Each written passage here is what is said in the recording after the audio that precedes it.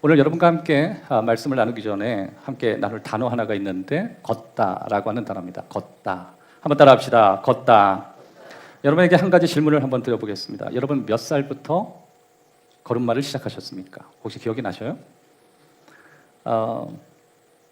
아마 대부분 그것을 기억하지 못할 것입니다. 왜냐하면 자신이 걸었던 시간을 자신이 기억하기란 어렵기 때문에 그렇습니다.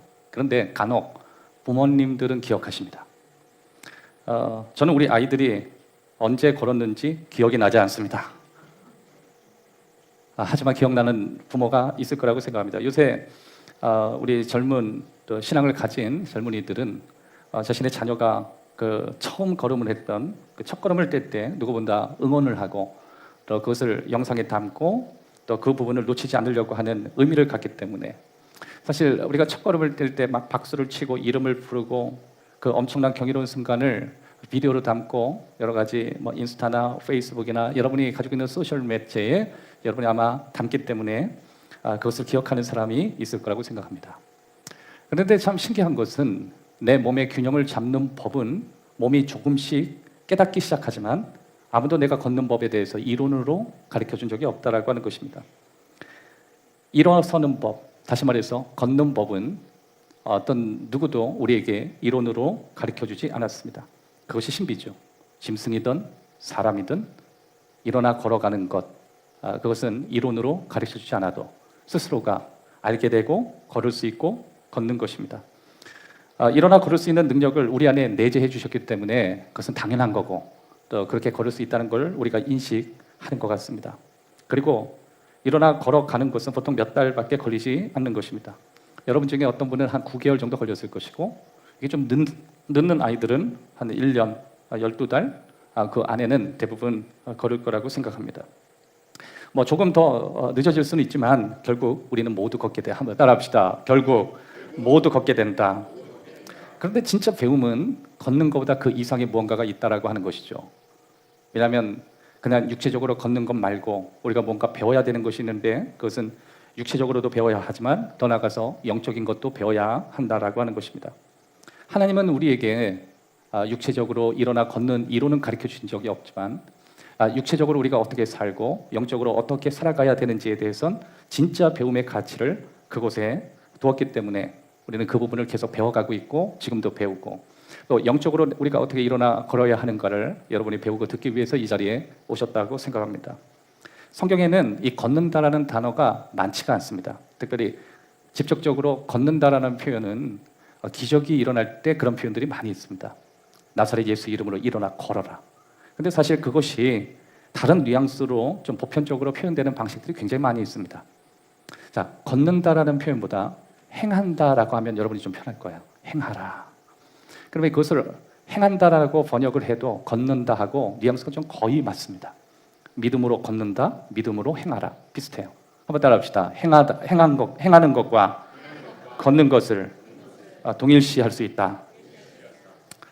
그래서 성경에서 계속 걸어라, 행하라 이걸 혼용해서 쓰고 있는데 예를 들어서 이런 것이죠. 지혜롭게 행하라, 사랑으로 행하라, 빛 가운데 행하라, 성령으로 행하라. 이걸 뒤집어서 이렇게 번역을 해봅시다. 지혜롭게 걸어라, 사랑으로 걸어가라, 빛 가운데 걸어가라, 성령으로 걸어가라. 같죠? 같게 느껴지는 거예요. 성경은 끊임없이 우리에게 걷는 것에 대해서 강조를 합니다. 걷는다, 누군가 함께 걷는다 이것을 이제 동행이라고 이야기하는데 단순히 걷는 법을 아는 것만으로 충분하지 않기 때문에 우리가 어느 길로 가야 할지 그런 올바른 방향을 우리가 알기 위해서 성경은 계속해서 우리에게 가르쳐 주시는 것입니다. 여러분 우리가 걸어가는 것, 뭐 이론을 몰라서 우리가 이 자리에 있는 건 아니죠. 영적으로 어느 방향으로 가는 것이 옳은 것인지 결국 우리가 걸어가는 그 방향이 내 인생의 목적지를 결정하기 때문에 결국 내가 어떻게 걷는 것보다 어디로 가는 그 방향 이것이 결국 내 인생의 목적지가 되는 것입니다. 지금 우리가 이제 앞으로 여러분과 함께 몇 주간 살펴보게 될 그것이 바로 이 믿음의 여정, 믿음의 걸음, 또 믿음으로 행하는 법 이것을 히브리서 11장 중심으로 여러분이 몇 사람을 다 찾아볼 것입니다. 여러분 지난주에 저와 함께 말씀을 나눴던 내용이 가인과 아벨이죠. 가인과 아벨이 누구죠? 아담과 하와가 낳은 첫 번째 자녀들. 가인이 형이고 아벨은 동생입니다. 근데 성경은 믿음으로 아벨이 가인보다 더 나은 예배를 드렸다. 제사를 드렸다. 가인은 하나님이 거절하셨다. 이 부분을 가지고 우리가 지난주에 고민했죠. 가인의 길이라고 있고 아벨의 예배라는 게 있습니다. 왜 아벨은 하나님이 받으셨다 그랬죠?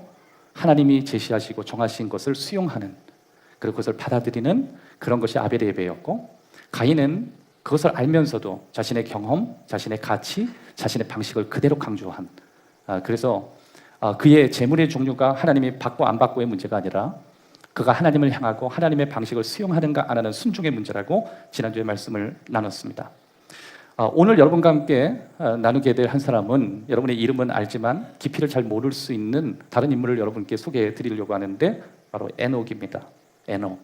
여러분, 에녹하면 제일 먼저 떠오르는 게 죽지 않고 올라간 사람, 300년 동안 하나님과 동행한 사람. 창세기에 나오는 쭉 읽다 보면 야, 죽지 않고 올라간 사람이 여기 있네. 그것이 바로 에녹입니다. 그런데 여러분, 이 에녹을 제가 준비하면서 여러 가지 창세기 66권을 다 뒤져봐도 에녹에 대한 스토리는 1분도 되지 않는 스토리예요. 1분도 되지 않는 이 스토리에 어떻게 에녹이라는 인물이 이 엄청난 히브리서 11장 이 믿음의 명예의 전당에 하나님의 당장의 이름을 올려주었을까? 이유가 뭘까? 우선 결론부터 말씀드리면 에녹은 평생 하나님과 신실하게 동행했습니다. 그것이 우리가 할 수 있는, 동의할 수 있는, 그런 공감할 수 있는 내용인 것입니다. 에녹은 평생 하나님과 신실하게 동행했다. 그러면 에녹이 어떤 인생을 살았냐? 도대체 에녹이 1분밖에 안 되는 자기 프로필을 가지고 이 엄청난 프로필을 가진 히브리서 11장의 인물들의 맨 앞쪽에 어떻게 들어갈 수 있었는지, 그가 어떤 삶을 살았고 그가 어떤 삶을 살았는지, 우리가 어떤 결단을 해야 될지 세 가지로 여러분과 함께 나누기를 원합니다. 첫 번째, 우리는 매일 하나님과의 친밀함을 선택해야 합니다. 매일 하나님과의 친밀함을 선택합니다. 히브리서 11장 5절, 믿음으로 에녹은 죽음을 보지 않고 옮겨졌으니 하나님이 그를 옮기심으로 다시 보이지 아니하였느니라. 그는 옮겨지기 전에, 여기서 이제 옮겨졌다, 이거는 이사했다, 그렇게 개념을 해도 돼요. 장소가 완전히 바뀌었다. 그러니까 이 부분을 가지고 에녹은 죽지 않았다, 이렇게 표현하는 거예요. 산채로 하나님이 데려갔다. 하나님을 기쁘시게 하는 자라 증거를 받았다. 자, 여기서 보면 옮겨지기 전에 하나님을 기쁘시게 하는 자라 하는 증거를 하나님께 받았다. 결국 여러분, 에녹이 하나님과 친했다는 거죠. 하나님과 친밀함으로 살아갔다는 거예요. 언제나 친밀함은 선택의 문제예요. 한번 따라합시다. 친밀함은 선택의 문제다. 에녹은 옮겨지기 전에 하나님을 기쁘시게 했다. 하나님과 친하게 지냈다. 하나님을 행복하게 했다. 하나님과 서로의 기쁨을 주고받는 관계였다. 이걸 뭐라 그래요? 친하다, 프렌들리하다, 그런 표현을 해요. 언제나 친밀함은 선택의 문제지 우연의 문제가 아니에요. 믿음은 언제나 동사고 행동이거든요. 그래서 신앙이라고 하는 건 단순히 내가 머리로 무엇을 믿는가가 아니라 어떤 행동을 했는가, 어떤 행동으로 나아갔는가, 그 부분이 에녹을 믿음의 사람이라고 볼 수 있는 것입니다. 다른 단서가 없어요. 그는 옮겨지기 전에 하나님을 기쁘시게 하는 자라. 그러니까 하나님을 기쁘시게 하는 믿음을 가졌다. 그런 행동을 가졌다. 그는 그런 행동의 믿음의 사람이었다. 그것을 설명하고 있는 것입니다. 그런데 그냥 동행한 것이 아니라 아주 특별한 방식으로 동행한 것 같고, 특별한 방식으로 자신의 믿음을 증명했던 것 같습니다. 그래서 구약에 이 에녹에 대해서 잠깐 설명하고 있는 내용이 나오는데 창세기 5장 22절입니다. 창세기 5장 22절. 이 부분을 같이 한번 읽어볼까요? 시작.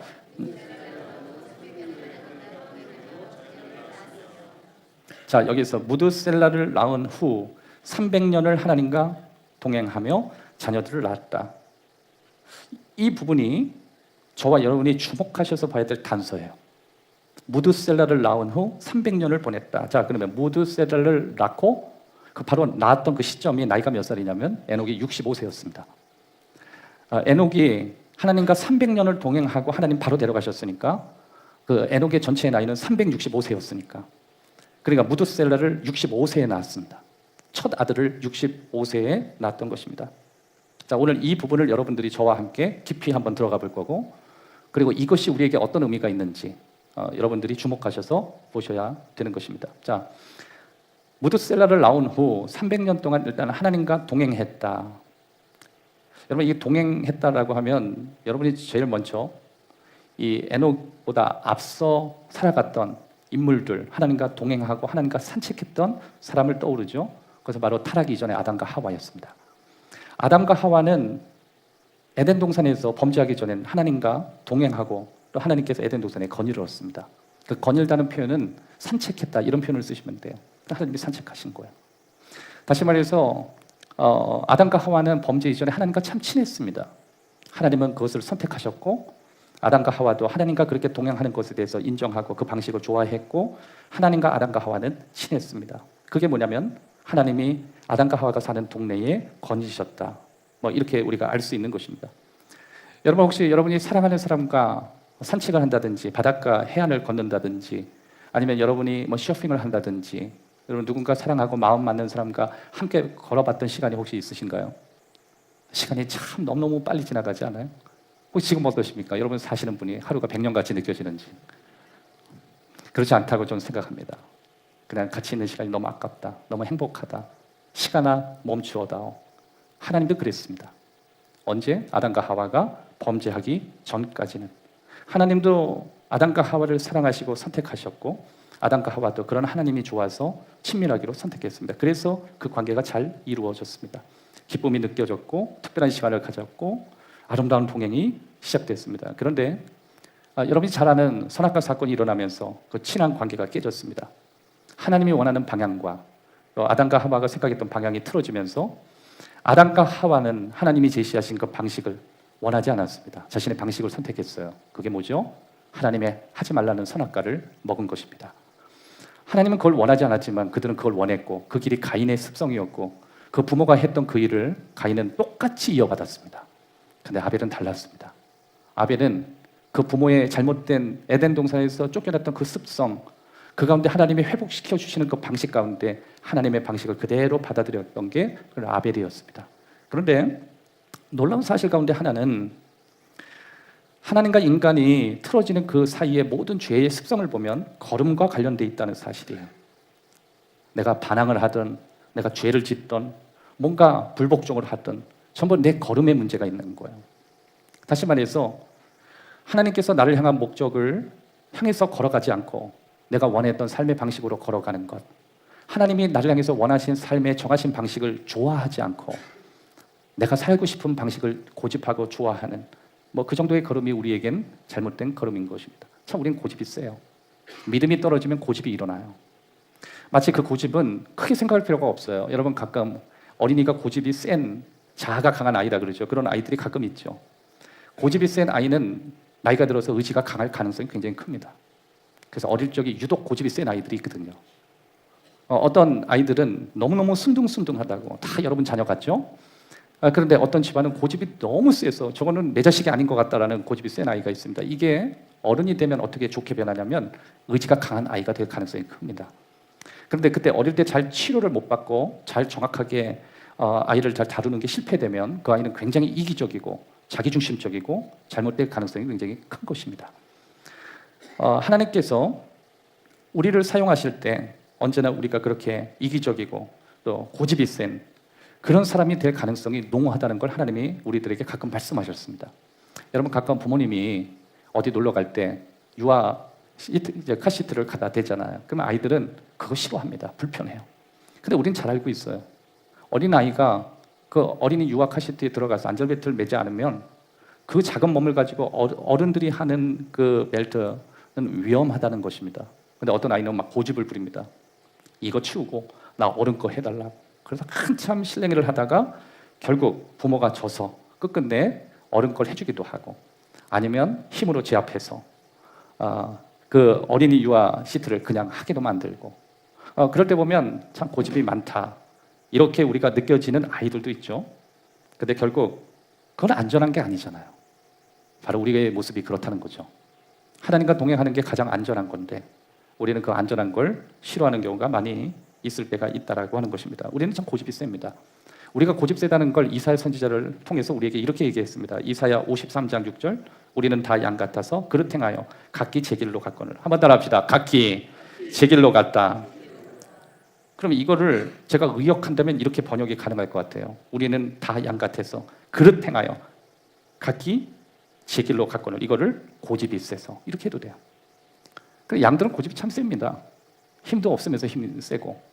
그런데 잡혀 먹을 걸 알면서도 그들 자기의 의지대로 자꾸만 다른 데 가려고 하는 그런 잘못된 의지를 가지고 있습니다. 바로 그것이 창세기 3장 4장의 비극이죠. 원래 창조주 하나님과 함께 걸었던 인간들이 죄 지은 이후에는 자기 고집대로 살았고 자기 원하는 쪽으로 살았고 자기 멋대로 살았습니다. 하나님을 밀어내고 자기가 중심이 되고 자기가 진짜 주인이 된 것입니다. 모든 사람이 그렇게 살았어요. 여러분 주위에 믿는 사람이건 믿지 않는 사람이건 요새 직장을 갔던 교회를 다니던 도통 하나님을 떠난 어두운 삶을 사는 사람들이 얼마나 많은지, 장로라고 하는 사람, 목사라고 하는 사람, 집사라고 하는 사람, 권사라고 하는 사람, 기독교인들은 다 넘쳐나는데 걸어가는 걸음을 보면 다 가인의 걸음이고 하나님과 전혀 상관없는 걸음을 걷고 있고, 그런데 신앙생활을 오래 하고, 이런 분들이 너무 많아서 나 하나쯤 대충 살아도 되는 그 시대, 바로 그것이 에녹이 살던 시대입니다. 그렇게 살 수밖에 없었어요. 왜냐하면 3장 4장이 다 그런 이야기이기 때문에 그렇습니다. 에덴 동산에서 하나님과 친해지는 거 싫어하고 지멋대로 살더라. 사람들 그걸 다 좋아하더라. 그런데 5장에서 이상한 현상이 벌어집니다. 그것이 바로 에녹입니다. 그래서 에녹을 보셔야 돼요. 그 에녹이 어떻게 하나님과 친해졌고 하나님은 그를 신앙의 사람이라고 증명해냈는지, 오늘 그 부분을 여러분이 살펴보기를 원합니다.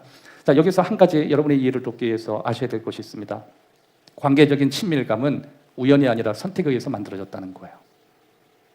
우연이 아니라 선택에 의해서 만들어진다.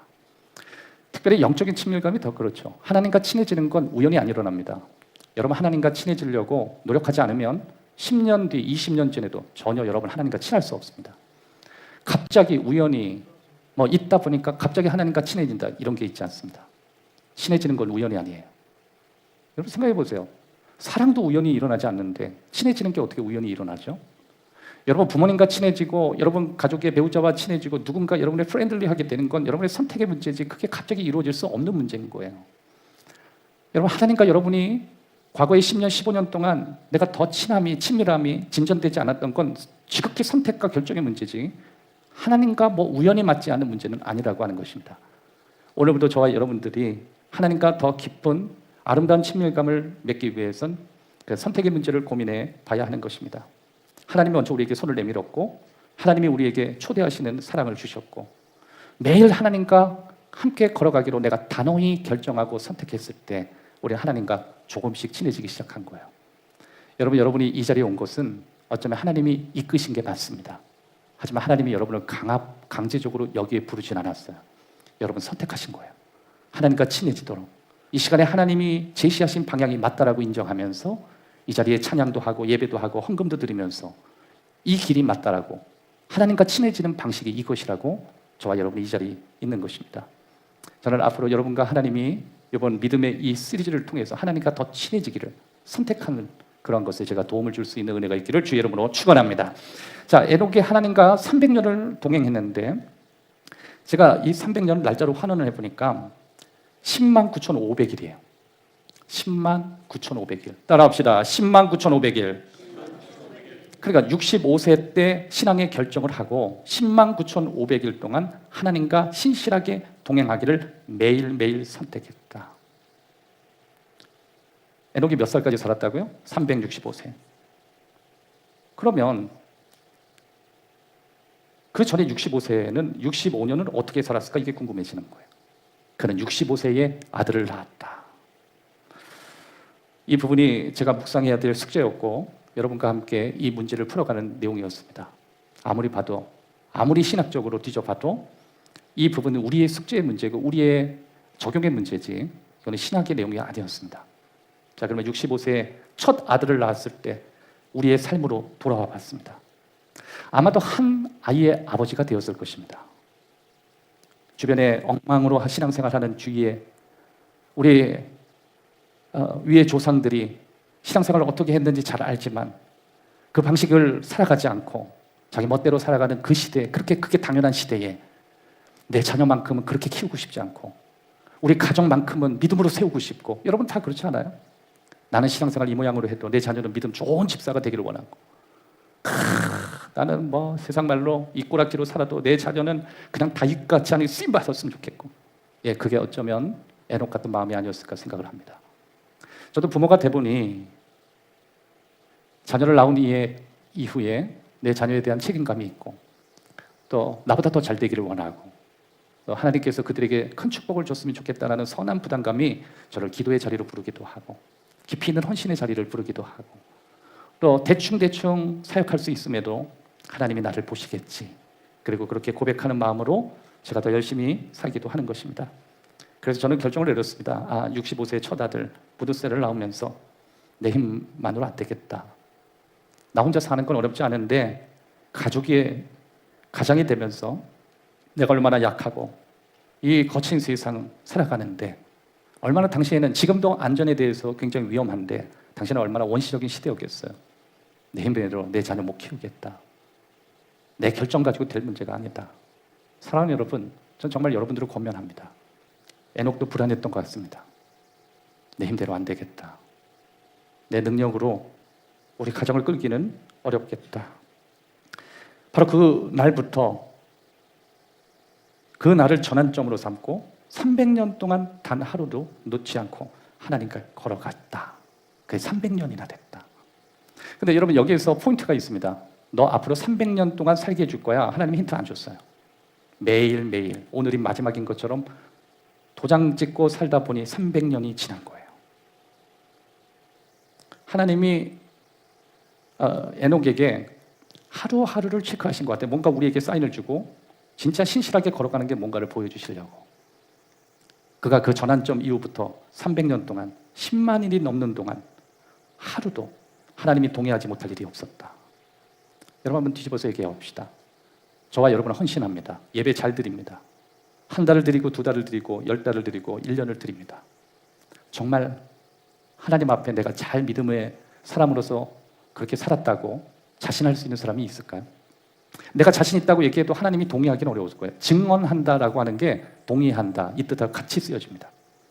그러니까 나름대로 에녹이 65세부터 300년 동안 하루하루 매일같이 신앙생활을 하면서 저 정말 힘들지만 매일매일 리셋했습니다. 좀 매일매일 신앙생활 진짜 열심히 했습니다. 하다 보니까 60이 됐고 100살이 됐고, 하다 보니까 200살이 됐고 300살이 돼서 하나님이 결국을 나를 그냥 데려가셨는데, 누가 이기나 보자 이 싸움한 게 아니라 그냥 가다 보니까 하나님께서 야, 너 400살이 돼도 똑같은 결정을 할 거고 넌 500살이 돼도 똑같은 결정을 할 거야. 그러니까 300살 정도로 하나님이 정리하신 거예요. 누구는 살기 좋은 편안한 환경에서 신앙생활을 하시는 분이 계실 거고, 누구는 눈물의 골짜기에서 신앙생활을 어렵게 하시는 분이 있을 것입니다. 그런데 에녹을 통해서 우리에게 보여주는 것은 하나님을 예배하고 섬기는 것, 환경과 전혀 상관없다는 걸 보여주는 것입니다. 한 10년, 15년, 20년은 환경과 영향을 받을 수 있겠죠. 그런데 이미 300살 동안 하루하루를 한 번도 흐트러짐 없이 섬겼다라고 한다면 이것은 하나님이 동의하고 안 하고의 문제가 들어가는 거예요. 근데 그가 300년 동안 하나님과 동행했다라고 할 때 하나님이 증언하셨다, 이 뜻은 하나님도 동의하셨다예요. 여러분, 저와 여러분들이 제일 걱정되는 게 뭐예요? 하나님이 부르신 대로 나 열심히 뼈 빠지게 헌신했는데 그날 가서 하나님이 동의하실까요? 에녹은 동의했습니다. 오늘 저와 여러분들이 그런 은혜가, 깊이 있는 은혜가, 매일 믿음으로 걷기를 선택하고 하나님과 친해지기로 선택하고 철저한 결단과 선택의 은혜가 있기를 주의 이름으로 축원합니다. 두 번째, 우리는 매일 하나님과 뜻을 같이 해서 걸어가야 합니다. 뜻을 같이 해야 되는 것입니다. 다시 한번 히브리서 11장 5절, 그는 옮겨지기 전에 하나님을 기쁘시게 하는 자라 증거를 받았느니라. 여기 아모스 3장 3절을 여러분이 한 번 더 보셔야 되는데, 이 부분은 같이 한번 읽어봅시다. 시작. 두 사람이 뜻이 같지 않은데, 자 봅시다. 두 사람이 뜻이 같지 않은데 어찌 동행하겠느냐. 여기서 이 동행은 언약적인 연합을 뜻해요. 그런데 이렇게 얘기하는, 뜻이 같지 않은데 어찌 동행하겠느냐. 뜻이 같다, 이 히브리어 원어를 보면 약속에 의해서 동의한다, 그거예요. 약속에 의해서 동의한다. 여러분, 방향이 같지 않으면 함께 걸을 수는 없습니다. 근데 여기서 중요한 사실 하나가 있습니다. 함께 걷는다고 해서 모든 성격이나 모든 조건이나 모든 상황이 다 완벽히 일치해야 되는 건 아니에요. 내가 동의하지 않아도 함께 동행은 가능해요. 내가 그 사람을 싫어해도 함께 걸어갈 수 있습니다. 여러분, 하나님과 아담과 하와가 함께 산을 거닐 때는, 에덴 동산을 거닐 땐 글쎄 모르겠어요. 아담과 하와 속에 내가 들어간 적이 없는데 그들은 인간이었고 하나님은 창조주였으니까 뭐 부딪히는 부분이 있지 않았겠어요? 일방적이고 또 인간으로서 동의하기에 좀 벅찬 것도 있고 하나님이 볼 때에는 아쉬운 것도 많고 피조물이니까. 그러나 그들은 함께 걸을 수 있었습니다. 부부지간에도 같죠. 모든 의견이 일치한다고 같이 못 사는 건 아닌 거예요. 여러분, 부부라고 모든 의견이 다 맞는 게 아니에요. 이 문제가요, 부부가 모든 의견이 맞아질 때 이게 아주 위험해질 가능성이 커요. 부부는 모든 의견이 일치하지 않아도 서로를 깊이 사랑할 수 있고 평생 함께 걸어갈 수 있는 거예요. 서로 사랑하고 서로 격려하고. 저도 제 아내하고 삶을 이렇게 좀 보니까 아내는 아내대로 생각이 있고 저도 저의 생각이 있잖아요. 서로가 살아왔던 길도 다르고 좋아하는 것도 다르고 여러 가지 다르니까. 근데 지금까지 계속 걸어오는 걸 보면 또 이 부분에 대해서 서로를 인정하는 걸 보면 모든 의견이 일치하지 않아도 우리는 충분히 함께 할 수 있고 같이 걸어갈 수 있다는 거예요. 여러분, 하나님께서 여러분과 동행하자는 건 하나님이 하시고자 하는 모든 계획을 여러분이 다 일치하게 따라가라는 뜻은 아니에요. 하지만 걸음을 포기하지 말라는 거예요. 하나님이 여러분을 향해서 원하시는 신앙의 그 방향조차 부인해서는 안 된다라고 하는 것입니다. 세상에 우리가 완벽하게 딱 맞아떨어지는 호환성을 가진 사람은 세상에 없어요. 적당히 이질감이 있습니다. 하지만 그럼에도 불구하고 서로가 이질감이 있음에도 함께 동행하고 나아가기 위해 필수적으로 동의해야 될 두 가지 핵심 질문이 있습니다. 이것이 바로 아모스 방금 읽은 이 내용에서 핵심이기도 하는 것입니다. 그 중에 첫 번째가 진짜 주인이 누구인가요? 내 삶의 진짜 주인이 누구인가? 여러분, 에녹은 자신의 주인은 하나님이라고 결정했습니다. 가인은 아니었습니다. 아벨은 진짜 주인은 하나님이라고 인정했습니다. 여러분, 지금도 신앙생활 하시는 분들 중에 두 가지 길을 따로 가죠. 신앙생활 5년, 10년, 20년, 모태신앙, 아무 상관없습니다. 진짜 주인은 자기인지 하나님인지. 예수님도 이 얘기를 하셨습니다. 누가복음 6장 46절, 47절. 다 같이 한번 읽겠습니다. 시작. 너희는 나를 불러 주여 주여 하면서도 내가 말하는 것을 행하지 아니하느냐. 내게 나와 내 말을 듣고 행하는 자 누구와 같은 것을 너희에게 보이리라. 아멘. 예수님이 뭐라고 얘기하셨냐면, 야, 그냥 단순히 나를 믿으라고 하는 것이 아니라 그냥 주여 주여 하는데 어떻게 너희는 나를 인정하지 않느냐, 그거예요. 예수님은 단순히 믿기만 하라고 하지 않고 나를 따르라고 하셨거든요. 팔로워가 되라, 팔로워가 되라. 세상은요, 리더가 되라 이렇게 얘기해요. 리더가 되라. 저도 리더십에 대한 책을 굉장히 많이 읽은 사람 가운데 하나인데 대부분의 80% 이상의 모든 리더십의 세상 책이나 어떤 종교서적으로 리더십에 있는 책이나 다 전부 리더가 되라고, 또 리더십에 대한 이야기를 할 때 저조차도 리더가 되기를 꿈꾸라고 이야기합니다. 그런데 예수님은 철저히 팔로워가 되라고 이야기합니다. 나를 따르라. 이것부터 시작해. 그러니까 저와 여러분에게 야, 너가 리더가 될 게 이게 아니라 너는 팔로워가 돼야 돼. 그래서 12제자를 선별할 때 너 진짜 나를 따를래? 팔로워가 될래? 그렇게 얘기했습니다. 여러분, 그거 아세요? 훌륭한 리더들의 특징을 보면 열렬한 팔로워였습니다. 선한 마음으로 정확하게 정해진 리더를 자신의 의견이 일치하지 않지만 적극적으로 따라갔고 그를 도왔고 힘있게 함께 했습니다. 여러분, 생각해 보세요. 모든 걸 우리가 다 동의하는 건 아니잖아요. 여러분, 가정으로 한번 돌아가 봅시다. 누군가는 리더일 거고 누군가는 팔로워일 거예요.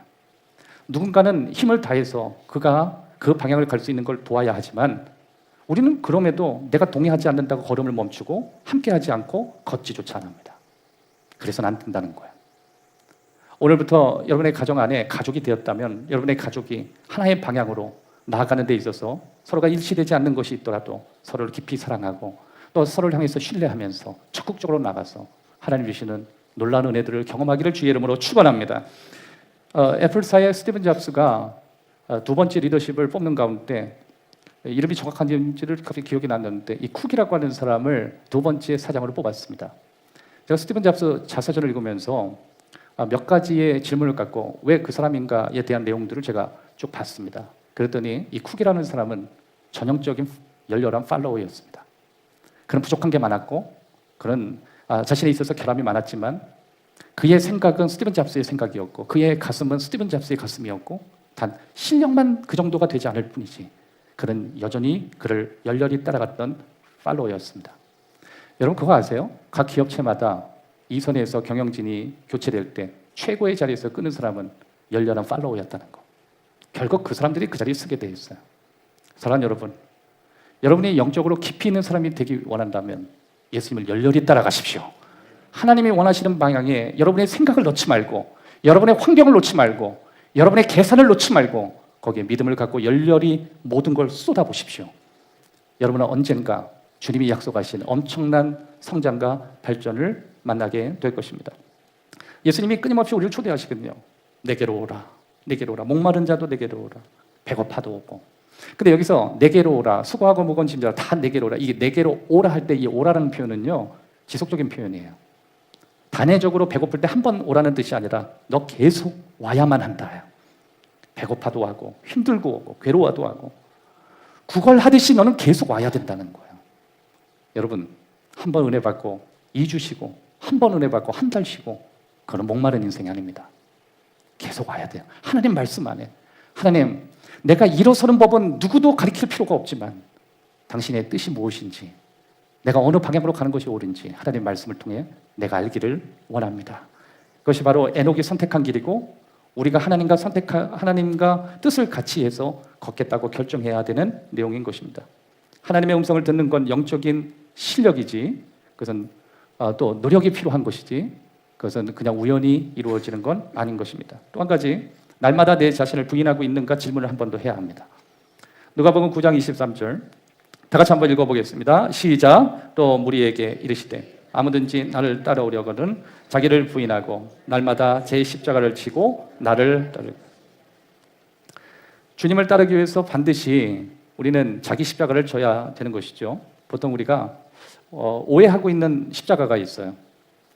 나를 힘들게 하는 배우자나, 나를 힘들게 하는 자녀나, 아니면 고질적인 질병이나 어떤 내가 가지고 있는 문제들, 까다로운 직장 상사, 이게 내 십자가입니다. 이게 편하게 관용어구처럼 우리가 사용하고 있던데 그건 십자가가 아니에요. 그건 고단한 환경이에요. 여러분이 세상을 살면서 힘들다고 여기는 모든 것이 다 십자가라고 생각해서는 안 돼요. 십자가는 그것보다 훨씬 더 의미 있고 가치 있고 중요하고 무겁습니다. 예수님이 사실 때 십자가라는 표현을 쓸 땐 대체로 죽음의 도구로 사용됐어요. 예수님께서 십자가를 져라라고 하실 땐 너 자신을 죽여야만 한다요. 너는 너 자신을 죽이고 이기적인 생각을 죽이고 너의 삶에 살았던 방식을 죽이고 내가 너에게 제시했던 방식을 받아들여야 한다. 이건 죽음이에요. 여러분, 사람은 이기적인 데서 이타적으로 되는 그 순간은 죽음의 아픔이에요. 사람은 살고 싶어요. 죽겠다는 사람은 아무도 없어요. 그건 내가 죽어야 가능한 고통인 거예요. 여러분, 우리가 매일 아침 일어날 때 마치 우리는 에녹이 65세 이전에 살던 비포의 삶과 나 이대로 살면 안 되겠다, 허무하다, 이미 내가 65년 이렇게 살았는데 앞으로 선배들이 산 나이들을 이렇게 보면 적당히 이 정도 살지 않겠는가, 똑같지 않겠는가, 나 오늘부터 하나님 위해서 살래. 여러분, 우리 여기 젊은 청년들 있죠? 여러분, 시간 안 갈 것 같죠? 그냥 하루하루 여기저기 놀러 다니고 여행 가고 예배는 뒷전으로 하고 아무것도 아닌 것 같죠? 여러분, 에녹도 젊을 때가 있었습니다. 그리고 그들은 그런 치열한 환경 가운데 그렇게 살아도 됐지만 에녹은 결정한 거예요. 내 힘으로 살지 않겠다고. 정말 하나님 도와주시는 도움 가지고 살겠다. 그게 65세 첫 아들 낳은 다음부터 철들기 시작한 거예요. 자, 좌우에 있는 분하고 인사합시다. 영적인 철이 듭시다. 여러분, 세상에서 철들지 않았다고 하면 얼마나 기분이 나빠요. 근데 우린 그 철을 얘기하는 게 아니에요. 전능하신 하나님 아버지께서 오늘 우리에게 말씀하신 영적인 철을 얘기하는 거예요. 너 힘대로 안 되는 걸 알면서 왜 자꾸만 너의 힘대로 살려고 하느냐고. 이미 너 힘대로 안 되는 걸 확인해놓고 왜 끊임없이 그것을 기웃거리냐고. 에녹을 봐라. 에녹은 그 이후부터 한 번도 다른 것을 보지 않았다. 사랑하는 여러분, 가끔 살다 보면 풀어질 때가 있고 늘어질 때가 있습니다. 마치 음악을 연주하는 분을 보면 처음 마음 같지 않고 줄도 늘어지고 목소리도 틀어지고, 그래서 매일 아침 연습을 하고 리허설을 하고 계속합니다. 그러면서 목소리를 조율하고 악기를 조율해요. 하물며 우리의 신앙일까? 지난주의 모습과 내가 또 달라지고 1년 전의 모습 너무 달라지고 처음에 내가 하나님을 만날 때하고 내가 완전히 다른 신앙인이 되어버린 사실을 알고 결정하고 선택하지 않으면 우리는 하나님 앞에 다시 돌아갈 수 없는 것입니다. 300년 동안 에녹은 하나님과 다정하게 동행하고 너무 친하게 그 길을 선택하다가 어느 날 눈을 떠보니 그곳이 천국이었더라. 본인이 천국이었다라고 간증한 것이 아니라 그 또한 하나님이 그는 천국에 있었다, 그렇게 얘기했습니다. 여러분에게 그 은혜가 있기를 주의 이름으로 축원합니다. 마지막 세 번째, 우리는 매일 하나님을 온전히 신뢰해야 되는 것입니다. 6절을 보겠습니다. 믿음이 없이는 하나님을 기쁘게 하지 못하나니 하나님께 나아가는 자는 반드시, 이게 이제 반드시가 중요한 것입니다.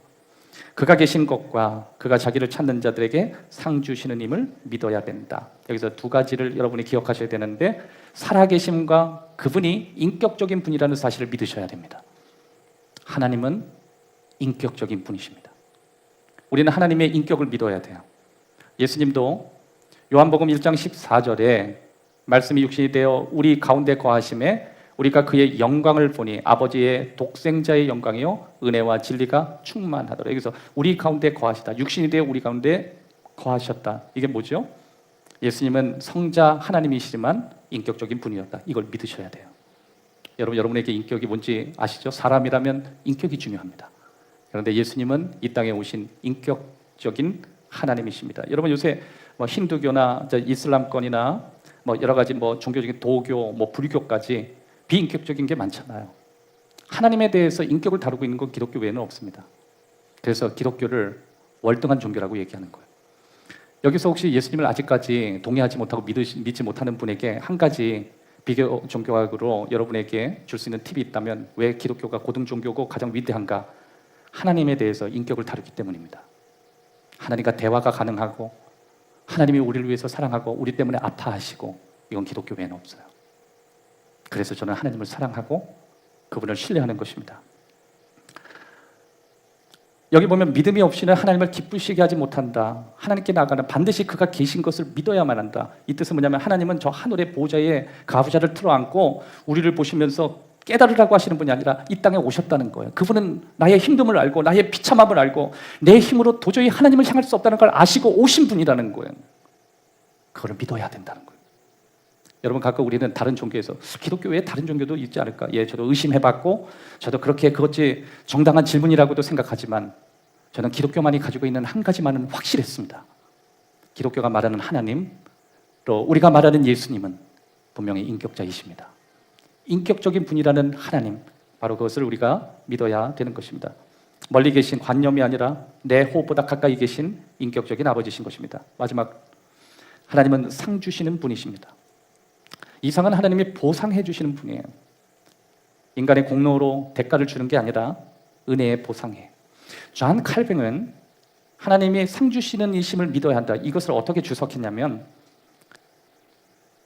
우리 신자들이 신앙생활 하다가 낙심될 때도 있죠. 내가 헛짓하는 건 아닌가? 이게 귀한 시간, 이 귀한 물질, 내가 보이지 않는 하나님을 위해서 이렇게 하는 것이 이게 헛짓 아닌가? 낙심하지 않을 수 있는 유일한 근거 하나가 있대요. 보상하라는 하나님에 대한 확신이 돼요. 하나님 선하시니까. 여러분, 하나님이 선하시다는 건 그냥 천국 지옥을 하나님이 지옥 갈 백성 천국, 이 부분에 한 가지만 기는 게 이게 충실적인 거예요. 우리는 어떤 분이 선하다고 생각하죠? 공평하시고 공정하시고 나를 나보다 더 사랑하시고, 오늘 내가 어떤 마음으로 300년을 걸어오는지 그거 너무너무 아시고 갚아주시고. 놀라운 사실이 뭔지 알아요? 에녹 이후에 무드셀라는 또 엄청나게 가장 장수하면서 다시 오실 예수 그리스도를 증거하게 하십니다. 하나님 보상하셨어요. 300년이 헛것이 아니도록 이끌어 주셨습니다. 간혹 저는 부러운 사람들의 간증을 들어요.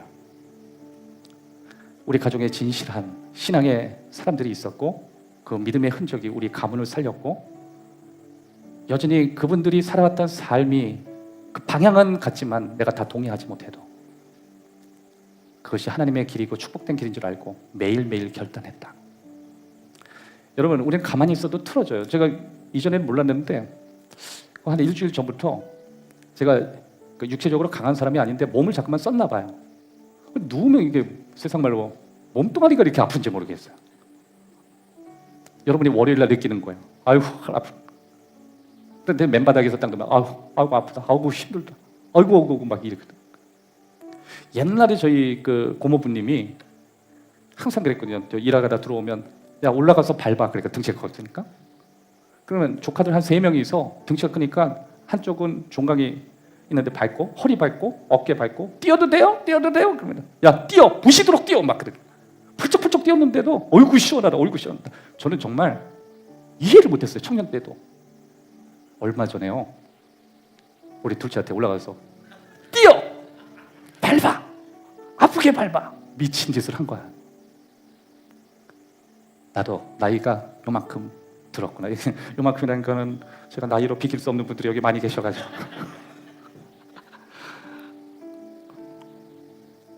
로마서 8장 28절 우리가 알거니와 하나님을 사랑하는 사람은 다 그 뜻대로 부르심을 입은 모든 자에게 모든 것이 합력하여 선을 이룬다. 하나님 보상 다 해주신다. 하나님 갚아주신다.